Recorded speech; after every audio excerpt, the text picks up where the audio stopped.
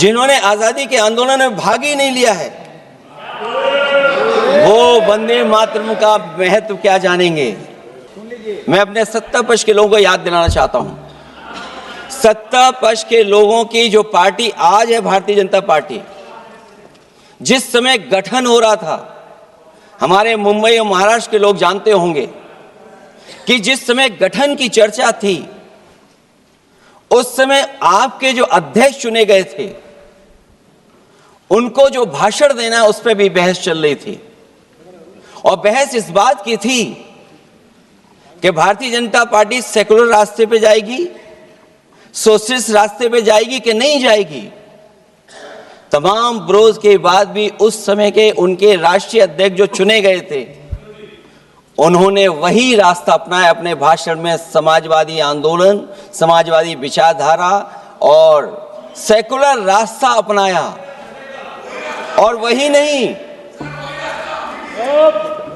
नहीं, जो उनका मंच था उसमें जयप्रकाश जी की तस्वीर लगा करके भी उन्होंने लोगों को ये भ्रम फैलाने की कोशिश की कि जेपी के रास्ते पर भारतीय जनता पार्टी चलेगी।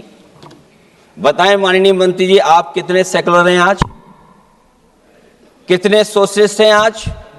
अभी गौरव गोगोई जी ने ठीक कहा, इंडिगो का हवाई जहाज उड़ नहीं रहे हैं, उड़ नहीं रहे कि उड़ाए नहीं जा रहे हैं, उड़ाए नहीं जा रहे। और क्या बात कही गई थी कि गरीब भी उसमें चल सकेगा। इसलिए सभापति महोदय, मैं बात दूसरी तरफ नहीं ले जाना चाहता हूं। वंदे मातरम सिर्फ गाने के लिए नहीं है, निभाने के लिए भी होना चाहिए। सभापति महोदय, आज हम आकलन करें, पीछे मुड़ करके देखें कि हम इस वंदे मातरम को कितना निभा रहे हैं। जिस वंदे मातरम ने आजादी के आंदोलन में सबको जोड़ा, आज के दरारवादी लोग उसी से देश को तोड़ना चाहते हैं। ऐसे लोगों ने, सभापति महोदय, ऐसे लोगों ने पहले भी देश के साथ दगा किया और आज भी कर रहे हैं। ये चर्चा तो जोड़ने का काम करेगी ना अखिलेश जी, क्योंकि आज वंदे मातरम की चर्चा, वही मैं कह रहा हूं, वंदे मातरम में जोड़ने का ही काम करेगी। वंदे मातरम कोई दिखावा नहीं है, ना ही राजनीति का विषय है। क्योंकि सभापति महोदय, हम जब ये चीज इनके विचारों से, इनके भाषणों से जब बाहर सुनते हैं, तो ऐसा लगता है कि वंदे मातरम इन्हीं का बनवाया हुआ गाना है। जिन्होंने, सभापति महोदय, जिन्होंने आजादी के आंदोलन में भाग ही नहीं लिया है, वो वंदे मातरम का महत्व क्या जानेंगे। सच तो ये है कि सरफरोश लोग वंदे मातरम दिल से बोलते थे। उन आजादी के दीवानों के खिलाफ कुछ लोग अंग्रेजों के लिए जासूसी और मुखबिरी का भी काम करते थे। दरअसल ये राष्ट्रवादी नहीं बल्कि राष्ट्र विवादी लोग हैं। जहां विवाद करना हो, कभी अंग्रेज विवाद कर करके, डिवाइड कर करके, डिवीजन कर करके राज किया करते थे।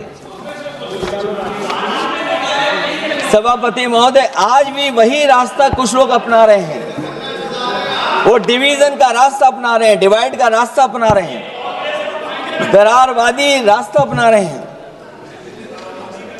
इनका इतिहास खंगाला जाए कि इन्होंने आजादी के पहले और आजादी के बाद वंदे मातरम क्यों नहीं गाया। ये सभापति महोदय, आज जब हम वंदे मातरम पे इतनी चर्चा कर रहे हैं, जिस भाव से हम लोग यहाँ बैठे हैं, कम से कम ये भी खंगाला जाए इतिहास में कि वंदे मातरम कुछ लोगों ने कब गाया। उन मुखबरों से ये सवाल पूछा जाए कि स्वतंत्रता के बाद भी उन्होंने अपना गीत क्यों बनाया। उनकी एक रंगी सोच ने तिरंगा क्यों नहीं फहराया। वंदे मातरम सियासत के झूठे राष्ट्रवादियों के लिए नहीं है। गलत लोगों की गलत मंशा पूरा देश समझता है और केवल यही नहीं ओन करते हैं। कभी कभी भारत माता का जो चित्र है, जो पेंटिंग कभी बंगाल के महान लोगों ने बनाई थी,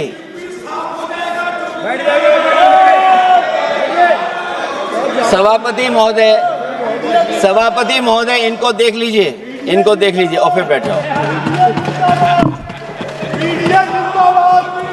सभापति महोदय, राजभर जी आप बैठिए, आपके नेता बोल रहे हैं। सभापति महोदय, आपके वंदे नेता बोल रहे हैं, आप मातरम का बैठिए ना। भाव ये भी था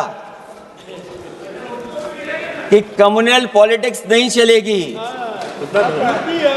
और कम से कम हमारे उत्तर प्रदेश के साथियों ने कम्युनल पॉलिटिक्स को अंत किया है वहां पर जहां से कभी इन्होंने शुरू की थी। राजभर जी, और सभापति महोदय, वंदे मातरम बैठिए। एक भाव के रूप में हमारे अंदर बसा है। चाहे उसके शब्द न याद हों, चाहे अर्थ न मालूम हो, चाहे पूरा याद न हो, उस सच्चे भारतीय के अंदर देश प्रेम की भावना जगाने के लिए इसके दो शब्द ही काफी हैं।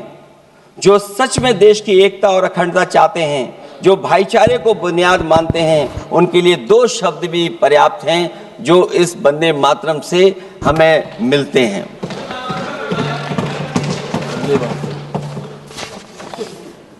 दूसरा किस्सा सुना दूं अध्यक्ष महोदय?